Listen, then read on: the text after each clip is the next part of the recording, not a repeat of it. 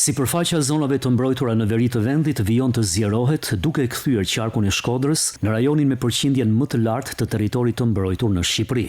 Sipas administratës rajonale të zonave të mbrojtura, kjo është arritur fal zjerimit të Parkut Kombëtar të Alpeve dhe shpalljes së zonave të reja natyrore. Në rajonin e Shkodrës, sipërfaqja e zonave të mbrojtura është dyfishuar, nga 53.000 hektarë sot kemi 105.000 hektarë, duke zgjeruar Parkun Kombëtar të Alpeve, duke futur luginën e Shalesin në Lumejet te Egër, të cilet tani më është park natyror, duke futur edhe parkun natyror të Monellës për vlerat natyrore që ka dhe rëndësinë që ka për qebullin e Ballkanit. Aktualisht zonat e mbrojtura në qarkun e Shkodrës përfshin deri në 40% të territorit të gjithë qarkut. Në prag të sezonit të ri turistik, ADZM po përqendron vëmendjen kryesisht në Parkun Kombëtar të Alpeve, si një nga destinacionet më të frekuentuara turistike në veri të Shqipërisë. Rëndësitë të veçantë kryesisht ne do t'i kushtojmë Parkut Kombëtar të Alpeve, duke ditur se numri i vizitorëve në këtë rajon është shumë i madh dhe ka rritje nga viti në vit, kryesisht nga pjesa e shtigjeve dhe e turizmit të aventurës. Qëllimi jonë kryesor është që të kemi një